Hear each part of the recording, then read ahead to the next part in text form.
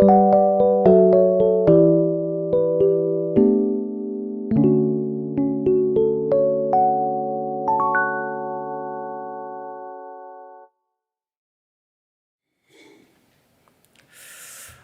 여러분들 아시겠지만은 그 작년에 분당 우리 교회에서 진행된 그리스도 중심 성경 읽기의 그 4명의 강사 중에 제일 잘생긴 강사입니다. 그래서 아마 저를 익숙하게 제 얼굴을 보신 분도 계실 거고요.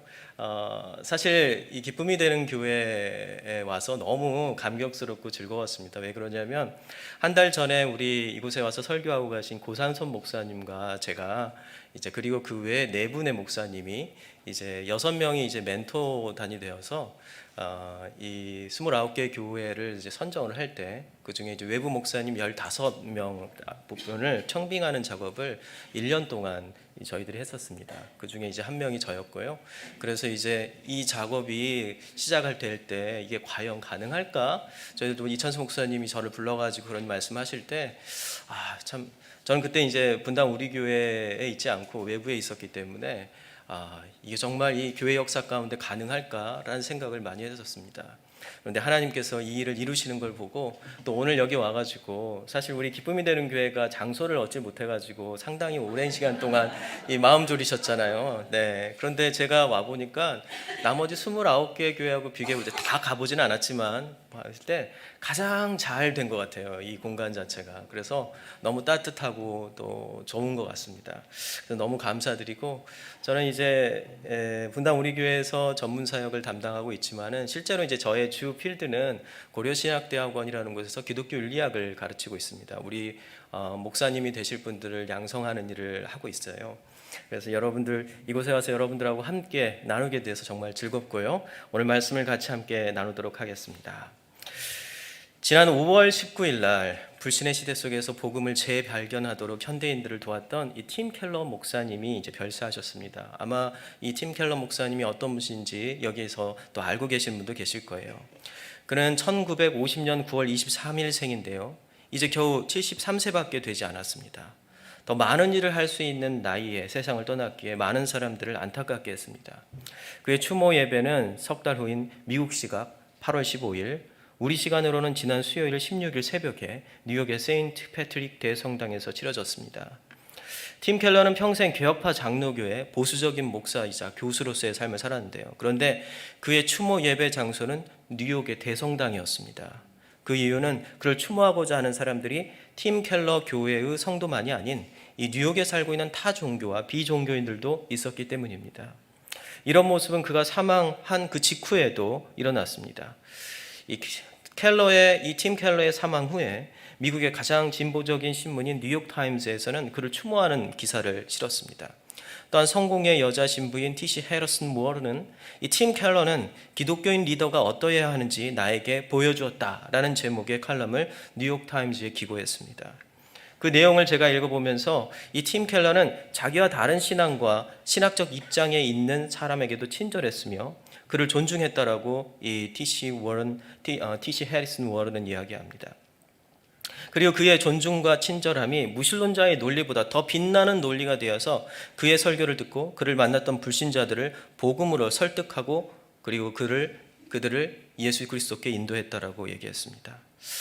참 이런 이야기를 들으면서 제 자신도 많이 돌아보게 되는데요. 빛나는 논리 그리고 확실한 어떤 증거 이런 것들이 사람을 설득시키는 것이 아니라 그것도 있어야겠죠. 그렇지만 굉장히 겸손하고 그리고 상대방을 존중하는 태도가 무신론자들의 그 빛나는 논리보다 훨씬 더 설득력이 있었다는 그의 말에 정말 이 고개가 숙여졌습니다. 팀 켈러의 가장 큰 매력은 상대방을 존중하고 그리고 겸손하게 그를 맞아들이는 인격에 있었다는 것입니다. 이후에도 국내외의 수많은 목사와 신학자들 그리고 성도들은 그를 추모하였고 또한 이와 더불어 그가 없는 기독교 세계에 대한 여러 걱정을 쏟아내었습니다. 그 이유는 팀 켈러는 단순한 성공한 목회자가 아니라 세계에서 가장 세속화되고 무신론화된 이 뉴욕의 엘리트들을 그리스도께 이끌면서 문화와 경제가 발전한 나라와 도시에서는 전도가 불가능하다고 믿었던 이 서구 기독교 세계가 가지고 있었던 이 처절한 패배의식을 깨트려 버렸기 때문입니다. 그가 뉴욕에서 사역하였던 약 20년 동안 뉴욕은 마치 모세가 광야를 지나는 40년의 세월과 같았습니다. 그리고 모세가 40년 동안 자기 백성 이끌고 새로운 세대에게 신앙을 전수하였듯 팀 켈러도 뉴욕에서 수많은 사람들을 이 복음의 지도자로 키워내었습니다. 하지만 그가 양육한 리더들이 아무리 많다고 해도 팀 켈러의 빈자리를 대신할 수 있는 사람은 없죠. 그리고 그의 부재는 상당히 많은 사람들을 충격으로 몰고 갔습니다. 그들이 따라야 할 등대가 항해 도중에 갑자기 사라진 것 같은 혼란이었던 것입니다. 아마도 우리 기쁨이 되는 교회 여러분들은 미국의 팀 켈러 목사보다 이 교회를 시작하게 한 분당 우리 교회 이찬수 목사님을 떠올리면 이 상황을 매우 쉽게 이해할 수 있을 것입니다. 여전히 이찬수 목사님의 이찬수 목사님이 설교하는 그 설교를 듣고 계신 분들이 여기도 있을 겁니다. 만약 그것마저도 들을 수 없는 상황이 된다면 교회의 상당히 많은 분이 한동안 공허감에 시달리는 일이 일어날지도 모르죠. 오늘 제가 이 교회 이제 일부 예배를 드리기 전에 이제 이 분당 우리 교회 일부 예배를 영상으로 좀 드리면서 왔는데요. 역시나 5주 동안 쉬었다가 오시니까 이 접속자 수가 폭증을 하는 걸 봤습니다. 일부 예배 다른 분이 설교할 때는 한 2-3천 명 접속하다가 오늘은 10,000명이 접속을 하더라고요. 그걸 보면서 이찬수 목사님 안 계시면 어떡하나 그런 생각이 들 정도였습니다. 위대한 지도자의 빈자리는 누구도 메꿀 수 없는 공허함으로 영원히 남죠. 누가 한 세대를 풍미한 그 위대한 지도자를 대신할 수 있겠습니까? 여호수아서를 우리가 읽게 되면요, 여호수아서 1장 1절에 여호와의 종 모세가 죽은 후에라고 시작합니다. 이것은 어떻게 읽느냐에 따라서 이 비극이 될 수도 있고 어떻게 읽느냐에 따라서 새로운 희망이 될 수도 있는데요. 이걸 어떻게 읽어야 할까요? 이걸 우리가 읽기 위해서, 이해하기 위해서 이 모세는 어떤 지도자였는지 한번 생각해 봤으면 합니다. 이스라엘을 430년의 노예 생활에서 구출하였고 하나님의 대언자로서 시내산에서 하나님의 계명을 받아 이들의 삶을 형성하였으며 이 민족의 지도자로서 희로애락을 함께했던 모세, 약속의 땅인 가나안을 앞에 두고 그 모세가 영원히 떠났다라고 한번 생각해 보십시오. 아무리 오래전부터 차기 리더를 준비했다고 하여도 여호수아가 모세를 대신할 수 있었을까요? 아마 모세의 죽음은 이들이 건너야 할 요단강이 주는 그 압도적인 자연의 두려움보다 더 큰 공포로 다가왔을 것입니다. 저는 이스라엘 사람들의 하나님을 향한 믿음은 모세를 향한 신뢰와 직접적으로 연결되어 있다고 생각합니다. 이스라엘 백성들은 어려운 일이 있을 때마다 모세의 얼굴을 보았습니다. 그리고 모세는 하나님의 얼굴을 보았죠. 그러면 어김없이 모세를 통해 하나님은 백성들의 어려움을 해결해 주셨습니다. 백성들은 단 한 번도 모세를 통하지 않고 하나님을 볼 수 없었죠. 모세의 활약상은 이집트를 탈출한 후에도 더욱 강해졌습니다. 그러면서 백성과 지도자인 이 모세의 관계는 절대 의존 관계가 되어서 더욱더 강화되어집니다. 여러분은 모세의 기적들 중에서 이 결정적인 사건이, 정말 절정에 이르는 사건이 무엇이라고 생각합니까? 당연히 홍해를 가르는 거죠. 그렇죠? 안 그렇습니까? 네. 다른 걸 생각하셔도 괜찮습니다. 모세가 일으킨 여러 기적이 있으니까요. 이집트에서 파라오 왕을 대상으로 보여준 10개의 대재앙, 아니면 이후에 홍해가 갈라지는 기적, 그 이후에 여러 또 기적들, 여러분들은 어떻게 생각합니까? 외적으로 보면 홍해를 가르는 기적만큼 엄청난 사건은 없죠. 모세를 주연으로 하는 영화나 애니메이션은 모두 홍해가 갈라지는 부분을 영화의 클라이맥스로 두고 영화 예산의 대부분을 그것을 재현하는 데 사용합니다. 그러나 놀라운 것은 이집트의 10개의 재앙과 홍해의 기적은 이스라엘 백성과 모세의 의존 관계에서 그리 큰 비중을 차지하고 있지 않다는 것입니다. 오히려 탈출 후에 시내산에 도착하기까지 약 100일의 광야 여행 기간을 통해서 이스라엘 백성과 모세 사이에 일어난 의존 관계가, 절대 의존 관계가 더욱더 강화되고 또 강화되어집니다. 한번 볼까요? 첫 번째, 이 절대 의존 관계가 강화되는 첫 번째 사건이 있는데요. 출애굽기 14장에 그 홍해 사건 이후에 이스라엘 백성은 광야를 지나서 이 시내산으로 향합니다. 그리고 이들은 이전에 이집트에서 탈출하면서 쌓아온 음식과 음료를 마시면서 이 사막의 광야를 지나죠. 하지만 자신들이 쌓아온 음식과 음료는 머지않아 바닥을 드러내게 됩니다. 12장 37절부터 39절을 보면 이스라엘 백성이 6월절 밤에 이집트에서 탈출하던 상황을 묘사하고 있습니다. 우리 한번 같이 읽겠습니다. 시작. 이스라엘 자손이 람셋을 떠나서 숲곳에 이르니 유아 외에 보행하는 장정이 60만 가량이요 수많은 잡족과 양과 소와 심이 많은 가축이 그들과 함께 하였으며 그들이 애굽으로부터 가지고 나온 발교되지 못한 반죽으로 무교병을 구웠으니 이는 그들이 애굽에서 쫓겨남으로 지체할 수 없었음이며 아무 양식도 준비하지 못하였음이었더라. 사실 이들은 이렇게 빨리 이집트의 파라오가 자신들을 놓아줄 거라고 생각하지 못했습니다. 그러기에 충분한 음식과 음료를 준비하지 못하고 탈출하게 되죠. 이 와중에도 이들이 쌓은 음식과 음료 중에서 음료가 가장 먼저 바닥났을 것입니다. 여러분도 이 장을 보면은 이 액체를 사게 되면 엄청 무거워지잖아요. 그래서 액체는 대부분 누가 듭니까? 남자들이 들어야 되죠. 그런데 이 눈치 없는 남자들이 그것을 안 들을 때가 있어요. 저 같은 사람들. 그러면 혼나죠. 네. 이렇게 이 액체는 빨리 이렇게 소비되게 됩니다. 그런데 무거운 만큼 오래 그걸 보관하지 못해요. 이제 결국 이 여러 가지 방법을 찾다가 이제 더러운 물을 마시는 게 되는 겁니다. 배탈이 나고 이질과 같은 간염병에 걸리는 사람들이 늘 것이 분명합니다. 이때 백성들은 스루 광야를 지나면서 때마침 오아시스 하나를 발견합니다. 그럼 어떻게 해야죠?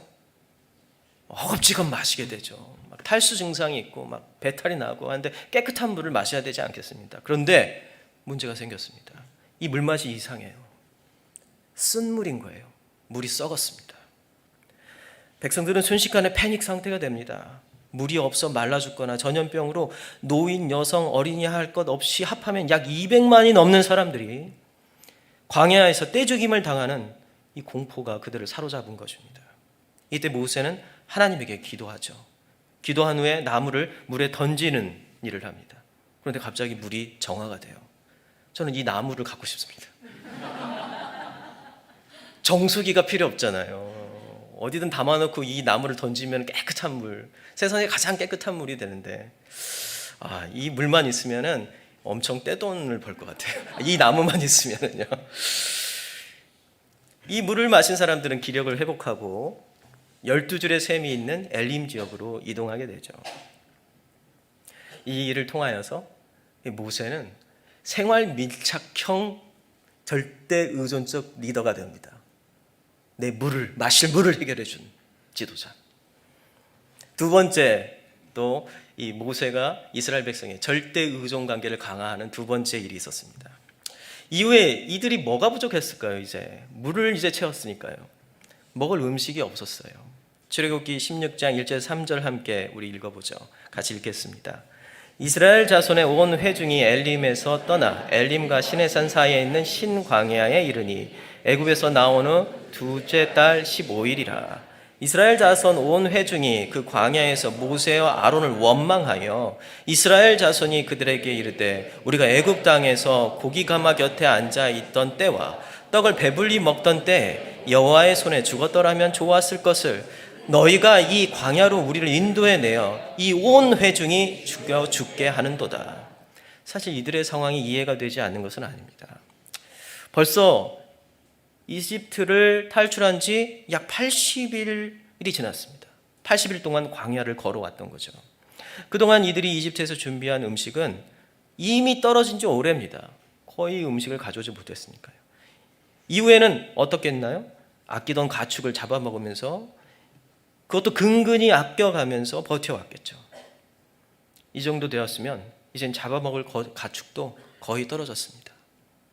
이러다가 자식을 잡아먹는 비극이 일어나지 않을까 하는 공포가 이들을 엄습하고 지배합니다. 이때도 하나님은 모세에게 이렇게 말씀하십니다. 같이 한번 읽겠습니다.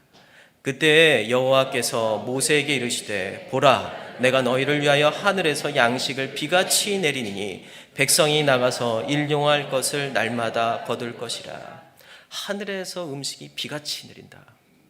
제가 젊었을 때 저희 아이들이 어렸을 때 지금은 고등학생이 됐는데 이 아이들이 어렸을 때 유명한 이 디즈니 애니메이션이 있었습니다. 하늘에서 음식이 비같이 내린다면 거기서의 음식은 뭘까요? 햄버거입니다.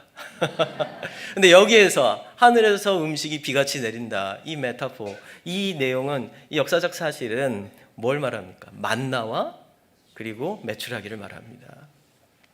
이 만나와 메추라기를 이 하나님께서는 40년의 광야 기간 동안 하루도 빼지 않고 그들에게 주셨습니다.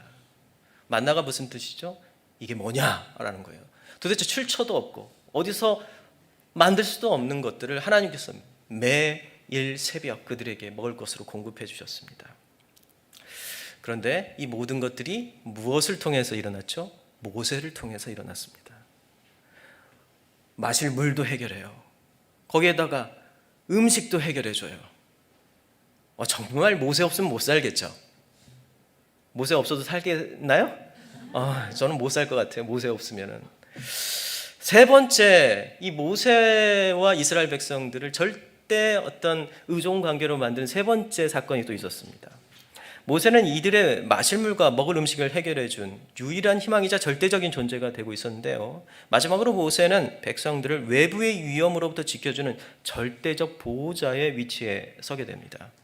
이제 이 여행의 종착지인 시내 산이 있는 시내 광야에 들어가기 전 약 100일 동안의 여행이 끝날 무렵 아말렉의 정규군이 이스라엘을 공격합니다. 이스라엘 백성들은 훈련된 군인이 아니죠. 그냥 민간입니다. 이들은 피라미드 건설에 동원되었던 노동자, 농사꾼, 그리고 목동, 그리고 수공업자, 이런 사람들이었습니다. 이들도 무기를 사용할 수는 있었겠지만 이들은 군인들처럼 전략과 전술을 구사하는 전문 군인이 아니었습니다. 오합지졸이죠. 그런데 이 오합지졸이 훈련된 아말렉 군인에 대항하여서 승리합니다. 그 이유가 무엇일까요? 그 비결은 오직 모세입니다. 모세가 산꼭대기에 올라가서 지팡이를 들고 손을 들고 있으면 이기고, 그리고 내리면 어떻게 되죠? 패배합니다. 이를 유지하기 위해서 아론과 훌이 모세의 손을 붙잡고 계속 손을 들게 하였죠. 출애굽기 17장 1절에서 12절 같이 한번 읽어봅시다. 시작. 모세가 손을 들면 이스라엘이 이기고 손을 내리면 아말렉이 이기더니 모세의 팔이 피곤함에 그들이 돌을 가져다가 모세의 아래에 놓아 그가 그 위에 앉게 하고 아론과 훌이 한 사람은 이쪽에서 한 사람은 저쪽에서 모세의 손을 붙들어 올렸더니 그 손이 해가 지도록 내려오지 아니한지라. 모세가 손을 이렇게 계속 올리고 있었던 거죠. 여러분 아시겠지만 이 손을 계속 올리고 있는 것은 벌입니다, 사실은요. 저희들이 어렸을 때, 지금은 이렇게 1시간 10분이라도 학생들한테 손을 들고 있으라고 하면, 이 교실 뒤에 손 들고 있으라고 하면 아동학대잖아요. 근데 저희들이 여기 저 비슷한 연배 분들이 많이 계시는데, 이제 저희 때는, 나 때는 이 학생 뒤에 이 조금 떠들고 그러면 뒤에 가서 손을 들고 있는 것은 아주 경미한 이 벌이었습니다. 아주 그냥 우스운 벌이죠. 1시간 들고 있을 수 있습니다. 이 정도로 탁. 예? 근데 이제 이게 내릴 때는 이제 팔이 끊어지는 아픔이 있죠. 이게 다시는 하지 말아야겠다. 그런데 모세가 이걸 하루 종일 들고 있었습니다. 왜요? 이걸 들고 있어야만이 이기니까요. 모든 사람들은 손을 높이 든 이 모세를 봤습니다. 전투를 하면서 모세가 지금 손을 들고 있는지 없는지. 근데 손을 내린 것 같으면은 힘이 빠지고, 갑자기 손을 들고 있으면 막 힘이 생기고, 이상한 일이 벌어진 거죠. 모세는 이제 이들의 의식주를 해결해주며 외부의 침입에도 안전하게 지켜주는 군사력을 통솔할 수 있는 절대적인 지도자가 되었습니다. 백성들은 모세를 절대적으로 의존합니다. 지금도 마찬가지죠. 우리가 우리나라의 지도자를 뽑을 때, 대통령을 뽑을 때 가장 우선적으로 보는 그 리더십이 뭡니까? 경제 얘기하잖아요. 그리고 안보 얘기하지 않아요. 이 경제는 뭐예요? 우리야 먹을 것과 마실 것을 해결해 줄 수 있느냐? 안보, 외부의 적의 침입으로부터 우리를 안전하게 지켜줄 수 있느냐?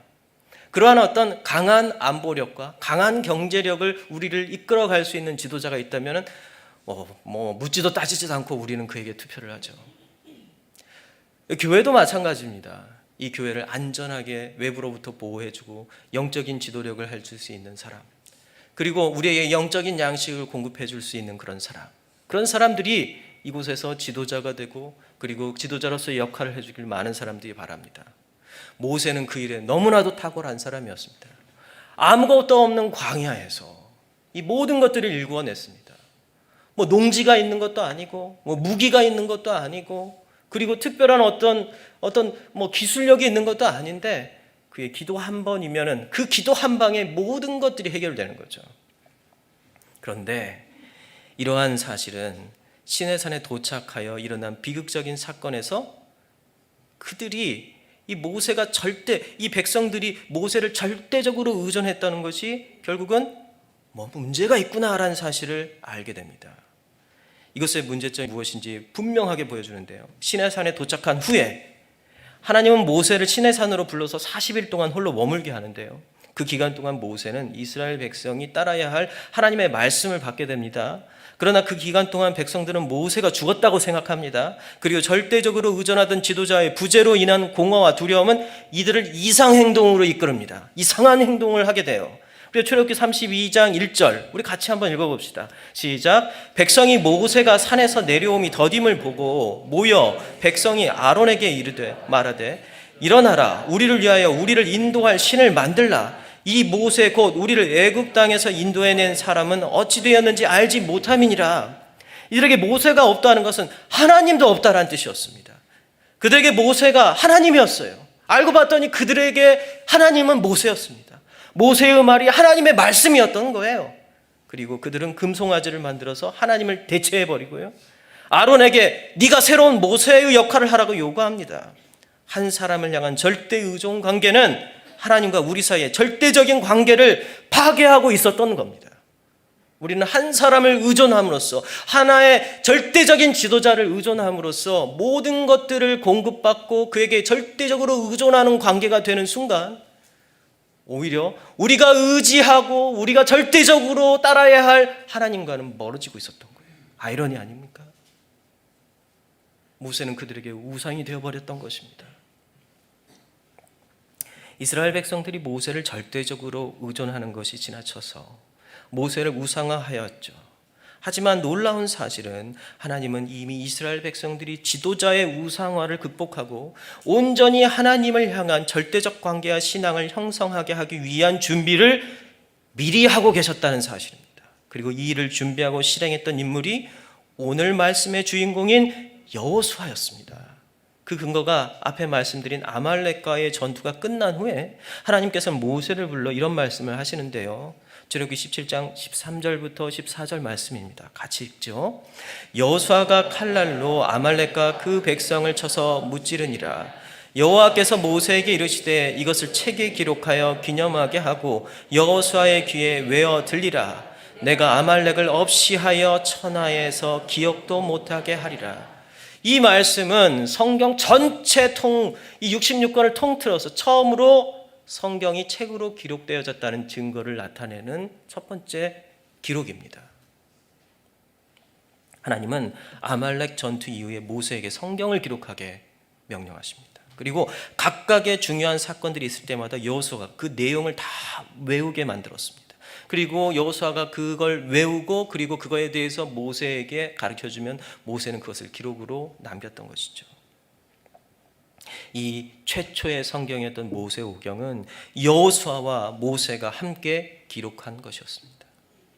이것을 통해 하나님은 한 사람의 인간이 아닌 살아계신 하나님의 기록된 말씀을 통해 바로 성경을 통해 자기 백성 한 사람 한 사람이 개인적으로 하나님을 만나고 그분의 뜻을 알게 하실 준비를 하고 계셨습니다. 그래야 한 사람, 이 사람 지도자가 아무리 뛰어나다고 해도 하나님을 대체하지 못하도록 미리 준비하신 거죠. 아무리 뛰어난 지도자라도 이들이 우상이 되지 않게 한 것입니다. 오늘 본문으로 한번 돌아가 보겠습니다. 이 절대적인 관계와 리더십을 가지고 있던 모세가 죽은 후에 하나님은 여호수아를 불러 말씀하십니다. 그리고 이 말씀은 앞으로 이스라엘을 지도할 모든 지도자들이 명심해야 할 말씀이 됩니다. 우리 한번 다시 읽어봅시다. 오늘 읽는 게 많죠? 네, 같이 읽겠습니다. 오직 강하고 극히 담대하여 나의 종 모세가 내게 명령한 그 율법을 다 지켜 행하고 우로나 좌로나 치우치지 말라. 그리하면 어디로 가든지 형통하리니 이 율법책을 내 입에서 떠나지 말게 하며 주야로 그것을 묵상하여 그 안에 기록된 대로 다 지켜 행하라. 그리하면 내 길이 평탄하게 될 것이며 내가 형통하리라. 내가 내게 명령한 것이 아니냐. 강하고 담대하라. 두려워하지 말며 놀라지 말라. 내가 어디로 가든지 내 하나님 여호와가 너와 함께 하느니라 하시니라. 아멘. 하나님은 여호수아에게 강하고 담대하라. 두려워하지 말며 놀라지 말라. 네가 어디 가든지 내 하나님 여호와가 너와 함께 하리라 라고 말씀하시면서 모세의 뒤를 이어 지도자가 된 여호수아를 안심시킵니다. 그리고 하나님이 그와 항상 함께 하신다는 그 확신의 근거에 대해서 말씀하시는데요, 이 율법책을 네 입에서 떠나게 하지 말며 주야로 그것을 묵상하여 그 안에 기록된 대로 다 지켜 행하라, 이렇게 말씀하십니다. 하나님께서는 거인들이 살고 있으며 최신 무기가 있고 무너지지 않는 여리고성에 있는 가나안을 두려워하지 않고 정복할 수 있는 이스라엘 백성의 용기와 확신은 하나님이 이들과 함께 하신다는 사실에서 나온다고 말씀하십니다. 이들의 진짜 지도자, 왕, 절대적인 존재가 모세나 여호수아가 아니라 여호와 하나님이시기 때문이죠. 그리고 이 여호와 하나님을 믿는 믿음으로 그분과 동행하는 것은 율법책, 곧 성경을 묵상하는 것에 있다라고 지금 가르쳐주고 있습니다. 이제 모세라는 절대 권위의 리더가 사라진 자리에 새로운 젊은 지도자 여호수아가 두려움 가운데 백성들을 이끌어야 합니다. 그런데 여호와 하나님은 모세처럼 여호수아에게 지팡이를 주시면서 이 지팡이로 기적을 행하라고 말씀하신 게 아니라 말씀인 바로 성경책을 그 두 손에 쥐어주면서 하루도 이것을 읽고 묵상하는 것을 절대 멈추지 말라고 하십니다. 모세의 손에 들린 지팡이가 이제 성경책이 되어서 나타난 것이죠. 그럼 이 묵상이라는 말의 의미가 무엇일까요? 우리는 묵상이라는 단어에도 무슨 모세의 지팡이와 같은 특별한 것을 발견하려고 합니다. 그러나 하나님은 묵상을 모세의 지팡이나 모세가 만들었던 구리뱀과 같은 것에 그런 가시적이고 보이고 특별한 도구로 여호수아와 우리에게 주시지 않았습니다. 구약 성경에서 묵상의 히브리어 단어는 하가입니다. 이 단어는 시편 1편 2절, 71편 24절, 143편 5절 등에서 반복해서 나옵니다. 그리고 이사야서에도 나와요. 이들 시편에서 묵상의 의미를 종합해보면 묵상은 낮은 소리로 읽는다는 뜻입니다. 또한 묵상으로 번역된 하가는 사자와 같은 맹수들이 먹잇감을 놓지 않고 으르렁거리면서 오물오물하며 반복해서 계속 씹는 모습을 표현하는 단어입니다.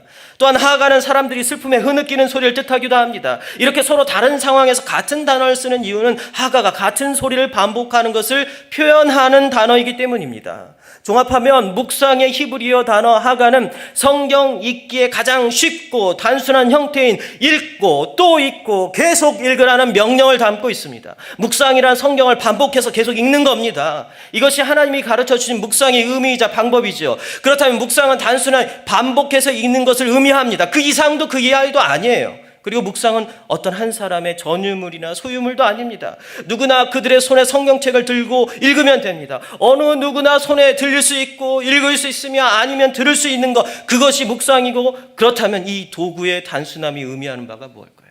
매우 단순하지 않습니까? 여러분들이 묵상을 할 때, 그리고 성경을 읽을 때 그리스도 중심 성경 읽기 강의하는 네 사람의 강의에 그 유튜브 영상도 보고, 또 일권이 나오는데 책도 사서 보신 분도 있으려나? 있겠지만요. 있겠죠. 근데 저의 바람은 그겁니다. 이제 여러분들이 성경을 읽을 때 그런 유튜브 영상도 안 봤으면 좋겠어요. 그리스도 중심 성경 읽기 영상이 더 이상 여러분들에게 도움이 안 됐으면 좋겠어요. 다양한 묵상을 돕는 책들이 여러분들 도움이 안 됐으면 좋겠어요.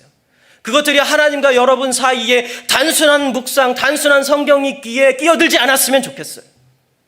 그래서 제가 안내해 주는 그 안내가 마치 하나님께서 말씀하시는 말씀인 것처럼 여러분들을 지배하지 않았으면 좋겠어요. 우리들과 하나님 사이에 그 누구도 끼어들 수 없는 그거, 이 도구의 단순함이 의미하는 바가 무엇입니까? 하나님과 우리 관계 사이에 그 어느 것도 대신하거나 의존할 사람이거나 대상이나 그런 특별한 사람이나 방법은 없다는 거예요. 오직 하나님과 나 외에는 없습니다. 우리가 전자기계를 사용할 때 사용 방법이 복잡하면 설명서나 누군가에게 배워야죠. 더 나아가서 실험실이나 병원의 전문 장비는 전문가의 도움 없이는 사용할 수가 없습니다. 그 이유가 뭐죠? 사용 방법이 너무 복잡해서 잘못 사용하면 고장이 나거나 엉뚱한 결과가 나오기 때문입니다. 무엇인가 복잡해지면 전문가의 도움에 의존해야 합니다. 만약 단순하다면 모든 사람이 보편적으로 사용하고 누구나 쉽게 접근할 수 있게 됩니다. 이것을 신앙에 적용해 보면은요, 어떤 절차가 복잡하고 알기 어려우며 그에 대한 전문가인 교회의 사역자들과 리더들에게 그 의존하고 있는 그 의존의 관계, 그걸 볼 수가 있습니다. 저는 이런 전문가나 성경 전문가가 필요 없다고 얘기하지 않습니다.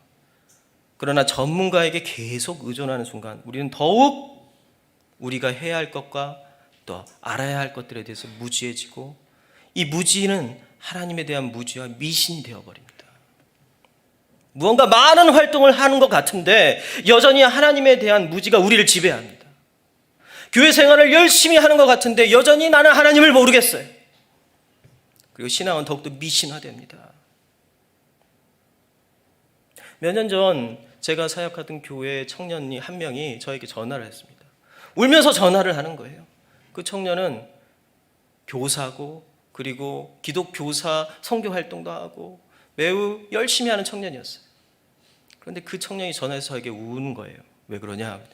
목사님, 저 용서해 주세요. 왜 나한테 용서를 구하니? 목사님, 제가 점집에 갔어요. 방금 점집에 갔다 나왔어요. 왜 그랬는데? 그랬더니 하도 우울해가지고 병원에 갔다가 나오는데 옆에 점집이 보여서 거기 가면 또 뭔가 있을까 싶어가지고 갔다는 거예요. 그래, 점집에 갔더니 그 점쟁이가 너한테 뭐라고 하든 교회 생활 열심히 하래요. 참 아이러니하죠.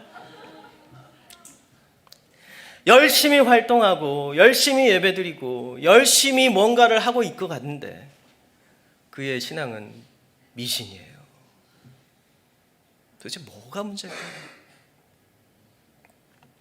제가 어느 날 경상북도 영주에 갈 일이 있어서 운전하고 가는데 길가에 불교 사찰에서 걸어놓은 현수막에 쓰인 글귀를 보고 은혜를 받았습니다. 목사가 이러면 안 되는데, 그렇지만 안 받을 수가 없었어요. 뭐라고 써져 있냐면 잘 알지 못하고 믿는 것이 미신입니다. 이렇게 써 있는 거예요. 너무 제 머리를 탁 때리는 거예요. 불교의 미신이 굉장히 많은 걸로 내가 잘 알고 있는데 불교에도 뭐 개혁의 바람이 부나 뭐 이런 생각을 했는데요. 저는 이 글귀를 이렇게 바꾸고 싶습니다. 잘 알지 못하고 믿는 것이 우상숭배입니다. 잘 알지 못하고 믿는 것이 우상숭배입니다. 때론 탁월한 지도자가 우리를 우상숭배의 늪으로 끌고 갈 수도 있다는 걸 기억하십시오. 모세가 그걸 의도했겠습니까? 그러나 하나님은 그걸 간파했습니다. 사람의 한계, 사람의 죄성, 사람의 연약함은 결국 눈에 보이고 만질 수 있고 맛볼 수 있는 것들에 의존하게 되고 그것들에 계속 의존하면서 결국은 하나님으로부터 멀어진다는 거예요. 하나님을 대체한다는 거예요. 아무리 그게 대단하고 경건하고 그리고 지혜롭고 똑똑하고 뭔가 대단해 보여도요. 잘 알지 못하면 우리는 이스라엘 백성들이 하나님보다 모세를 절대적으로 의존했듯 우리도 우리의 인간 우상들을 만들게 됩니다.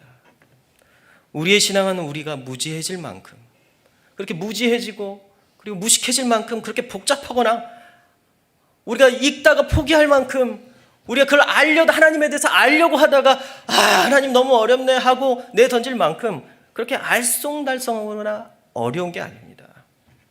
단순합니다. 오늘 말씀에서 하나님이 여호수아에게 뭐라고 말씀하시나요? 이 율법책을 내 입에서 떠나지 말게 하며 주야로 그것을 읽고 또 읽고 묵상하며 그 안에 기록된 대로 다 지켜 행하라. 그리하면 내 길이 평탄하게 될 것이며 내가 형통하리라. 너무 단순한데 우리는 왜 이게 더욱더 어렵게 느껴지는 걸까요? 더 특별한 지혜와 특별한 지식이 있을 거라고 생각하는 걸까요?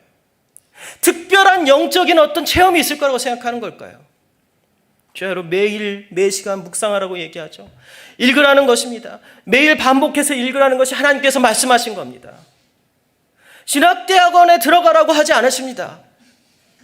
네? 제가 일하는 신학대학원에 없어질 날을 기다리면 안 되는데, 네.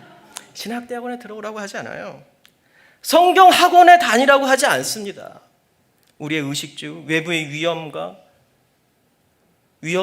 위험으로부터 지켜주는 안전, 청년의 취업, 결혼, 출산, 병과 죽음, 그리고 영광스러운 성도의 부활 모두 매일 성경을 단순히 읽고 묵상하는 것에서부터 출발하고 그게 전부라는 거예요. 하나님이 말씀하시는 거예요. 특별한 건 없다. 전 라면을 엄청 좋아하는데 라면을 먹으면 처음에 어떻게 되는지 아십니까? 이것도 약간의 이제 이제 막 사람이 정말 자기가 받아들일 수 없는 일들이 생기면 그게 처음에는 이제 부정, 그 다음에 체념, 긍정 이런 단계가 있다고 하잖아요. 그런처럼 라면에도 단계가 있습니다. 라면을 먹으면 이제 처음에는 맛있다 생각해요. 그 다음에는 어떻게 되죠? 이 안에 뭔가를 싹 집어넣기 시작합니다. 이 라면과 라면을 또 섞기도 해요. 다른 라면과 라면을 섞기도 하고, 그리고 또 그 다음에는 또 거기에다가 반숙으로 했든지 했든지 합니다. 또 물을 또 이렇게 조정도 해보고요. 스프를 먼저 넣고 그 다음에 라면을 먼저 나중에 넣든지 다양한 방법을 사용하는데요. 하물며 엄청나게 큰 가스통을 가지고 해서 그래서 라면을 강력한 화력으로 끓이는 사람도 봤습니다. 그런데 나중에 다 어디로 오는 줄 압니까? 그냥 라면에 뒤에 써있는 조리 방법대로 조리하는 거예요. 아무것도 안 넣고 단순하게 바뀌는 거죠.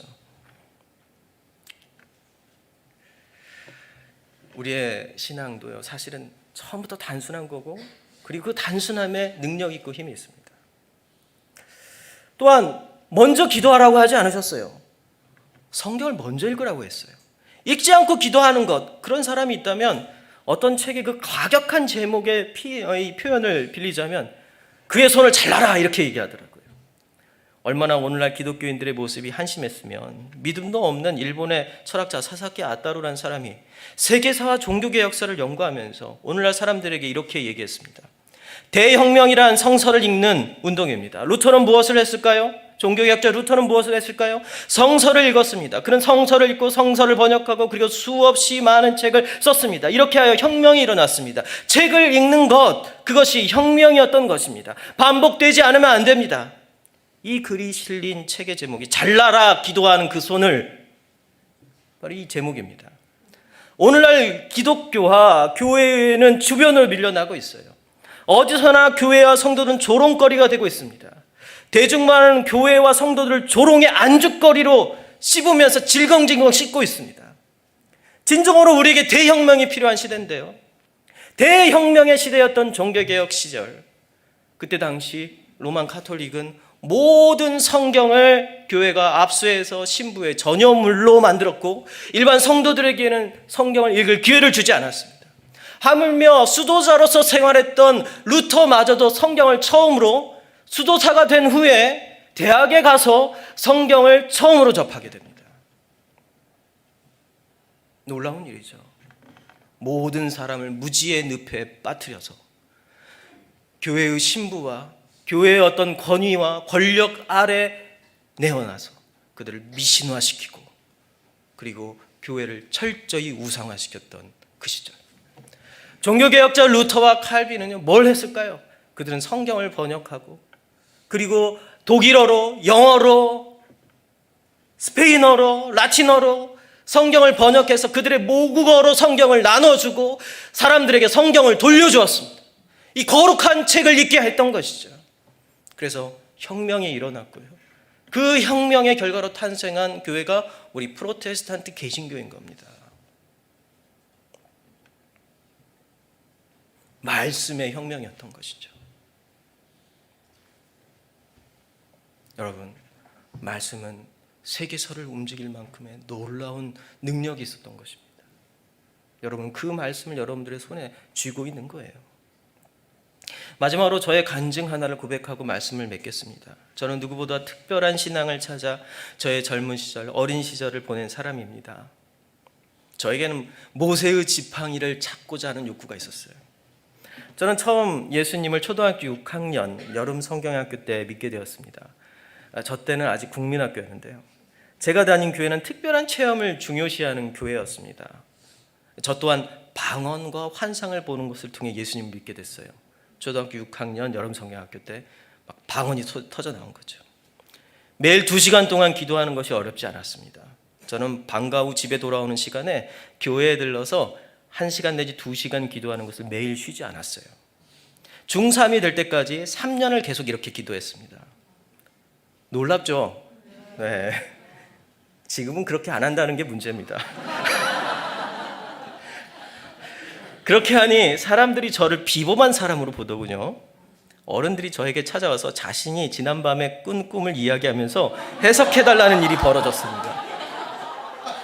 웃기는 일이 아니에요. 굉장히 그분들이 심각한 거예요. 그러던 중 담임 목사님이 저를 불러서 은사를 함부로 사용하지 말라는 경고를 받게 됩니다. 그 교회는 방언을 하지 않으면 구원받지 못한 것처럼 생각하는 교회였습니다. 이후에 이 교회는요, 당시 1992년 10월 28일 자정에 예수님이 재림하신다고 주장했던 이장림 씨의 다미성교회의 거짓 종말론에 빠지게 됩니다. 처음에는 저도 이것을 믿었습니다. 제 교회 친구들은 학교를 휴학하거나 자퇴를 했어요. 그래서 제 교회 친구들은 저보다 후배입니다. 그런데 놀라운 일이 벌어졌는데요. 어느 순간 제가 이 거짓 종말론을 믿을 수 없게 된 거예요. 갑자기 교회에서 설교를 듣고 있는데 뜨겁게 기도하고 설교를 듣고 있는데 저 못 믿겠다 이런 생각이 갑자기 불현듯 내 마음에 든 거예요. 그래서 교회 전도사님에게 제가 못 믿겠어요 그랬더니 오늘 오후 예배 때, 그때는 석양 예배라는 게 있었는데 왜 석양 예배라고 했는지 모르겠어요. 석양이 지기 직전에 드리는 예배라고 했는지 그 석양 예배가 있었는데 오후 4시 정도예요. 근데 그 예배 때 내가 설교할 테니까 그 설교를 듣고도 못 믿겠으면 가라 그러더라고요. 지금 생각해보면 그 전도사님 무슨 배짱으로 그렇게 강력하게 얘기했는지 모르겠어요. 강한 확신으로 그분이 얘기하셨는데 저는 그 듣고도 못 믿겠더라고요. 그래서 그 다음날 바로 나왔습니다. 저는 그 후에 이 교회를 나와서 지금의 이제 제 모교회라고 할 수 있는 이 전주에 있는 전주 서문교회라고 지금 한 130년 된 교회인데요. 이 교회로 옮기게 됐습니다. 지금도 제가 믿어지지 않는 기적, 제 인생에서 가장 큰 기적은 제가 그 이단교회를 나올 수 있었다는 겁니다. 이제와 이 사건을 돌이켜보면 그 이유는 하나님의 자비하심과 신앙의 단순함의 능력에 있었던 것 같습니다. 저는 초등학교 6학년 때 당시 기도를 시작하면서 집 주변의 상가에 있었던 기독교 백화점에 들러서요, 성경을 어떻게 하면 잘 읽을 수 있을까라는 고민을 하기 시작했습니다. 누가 그렇게 성경을 읽으라는 말도 없었고 성경을 잘 읽어야 된다는 말도 없었는데 그런 고민이 들었어요. 그래서 당시 저는 내비게이터 출판사에서 나온 Quiet Time이라는, 줄이면 큐티죠. 이 큐티라는 책을 샀습니다. 당시 제 용돈은 가끔 외할머니가 오셔서 그때부터 라면을 좋아했는데요, 라면을 사 먹으라고 주신 100원이 전부였습니다. 100원이면 삼양라면 하나를 살 수가 있었습니다. 책은 1,000원이었습니다. 거의 2달 이상을 모아야 이 책을 살 수 있었어요. 이 책은 지금의 매일 성경과 비슷했지만 그보다 더 단순했습니다. 앞에 몇 장은 성경을 읽고 기도하는 방법이 적혀 있고요, 성경을 매일 일정 분량 읽고 내용을 간략하게 요약하고 자신이 깨달은 점을 적은 후에 말씀을 바탕으로 기도하라고 하는 노트가 대부분을 차지하고 있었습니다. 그러니까 매일 성경처럼 성경 말씀을 잘 설명해주고 해설해주는 그런 해설이 없었어요. 그냥 성경을 이렇게 읽어라, 성경을 읽고 깨달은 점을 쓰고 그리고 그걸 바탕으로 기도해라, 이게 다였어요. 그리고 노트가 두툼하게 해가지고 1,000원이라 받은 거죠. 1,000원 하면 너무 싸다고 생각하시는데 그때는 비쌌어요. 네, 저에게. 네. 근데 저는 그 이후부터 매일 일기를 쓰듯 매일 성경을 읽고 기록했습니다. 기도뿐만 아니라요, 지금처럼 자세한 설명도 없는 날것의 성경을 읽고 또 읽었습니다. 더 대단한 것은요, 여러분 놀라지 마세요. 제가 성경을 살 돈이 없었다는 겁니다. 성경을 사려면, 왜 그러냐면 저희 부모님은 교회를 다니지 않으셨어요. 교회 다니는 걸 별로 좋아하지 않았어요. 그리고 제가 목사가 된 후에야 예수님을 믿었습니다. 성경을 사려면 제가 1년을 모아야 살 수 있는 돈이었습니다. 너무 비쌌어요. 성경은 저에게요. 1년을 라면을 끓여낸 거야? 이거 너무 어려운 거였어요. 이거 너무 어려웠어요. 근데 어머니가 과거 이 고등학교를 다니실 때 미션 스쿨을 다니시면서 받은 다 떨어진 성경이 저희 집에 있었습니다. 몇 장은 찢어져서 없어졌어요. 이 낡은 성경. 그런데 더 큰 문제가 있었습니다. 이 성경은 일본어처럼 세로로 읽는 성경이었어요. 이 가로로 읽는 성경이 아니라 위에서 아래로 이렇게 읽어야 되는데요. 저 같은 어린아이가 이 성경을 읽기엔 너무 힘들었어요. 성경의 어투도 어려운데 거기 그걸 또 세로로 읽어야 된다. 이건 성경을 읽지 말라는 뜻이죠. 그렇지만 저는 이 어려운 환경을 뚫고 이 성경을 읽지 않아도 되는 여러 핑계를 그리고 여러 많은 환경 가운데서 성경을 읽었습니다. 이런 단순한 읽기는 결국 이단의 가르침을 분별할 수 있는, 말로 표현할 수는 없지만 분별할 수 있는 능력을 내면에서 갖출 수 있게 만들었던 겁니다. 단순한 성경이니까 누군가를 가르치고 누군가에게 화려하게 설교하고 누군가에게 뭔가를 막 이 논리적으로 이야기하고 야 성경은 이런 거야 이걸 목적으로 하는 게 아니죠. 단순한 성경 읽기는 내면의 분별력을 표현할 수 없지만 이건 분명히 잘못된 거야, 이건 거짓이야 라고 하는 이 내면의 분별력을 키우는 놀라운 능력이 있습니다. 단순한 성경 읽기가 저를 둘러싼 절대적인 우상, 특별한 영적 체험이라는 우상에서 벗어나게 했습니다. 무엇이 더 필요한가요? 사실 저의 특별한 것을 찾는 신앙의 여정은 여기서 멈추지는 않았어요. 제가 일반 대학에서 공학을 전공한 후에 나름 좋은 직장을 때려치우고 이 설악산 골짜기로 들어가서 10년 넘는 세월을 마치 중세의 수도승처럼 지냈다는 거 아십니까? 저는 특별한 뭔가를 찾는데 뭔가 있는 것 같아요. 근데 이 모든 것들을 돌아보고 이렇게 목사가 되어서 그리고 신학교에서 학생들을 가르치면서 이후에 종합된 저의 고백은 하나입니다. 오늘 여러분들에게 고백하고 싶은 거, 단순한 신앙의 능력. 하나님은 우리에게 모든 사람들이 어린아이부터 노인까지 그 어느 누구도 접근하지 못하는 그렇게 불편하고 대단하고 복잡하고 어렵고 이런 게 아닌 단순한 신앙의 능력과 단순한 신앙의 도구를 우리에게 주셨습니다. 직접 어느 누구나 그 어떠한 사람을 중간에 거치지 않고 그 어떠한 탁월한 강의를 중간에 거치지 않고 다이렉트로 하나님을 만날 수 있는 바로 거룩한 책 성경입니다. 앞으로 이 기쁨이 되는 교회는 이 단순한 신앙의 능력을 경험하는 교회가 되었으면 좋겠습니다. 말씀을 사랑하는 교회, 성경 읽기를 사모하는 교회. 그래서 아무도 그리스도 중심 성경 읽기 책을 사지 않았으면 좋겠습니다. 그 외에 다른 능력이 없다는 것을 아는 교회. 성경 외에 다른 능력이 없다는 것을 아는 교회. 그래서 여호수아를 따른 이스라엘이 여리고성을 정복했듯 여러분의 단순한 성경 읽기와 신앙이 그 능력, 바로 그 단순한 신앙의 능력이 세상에 가득하게 보이기를 간절히 기도하겠습니다.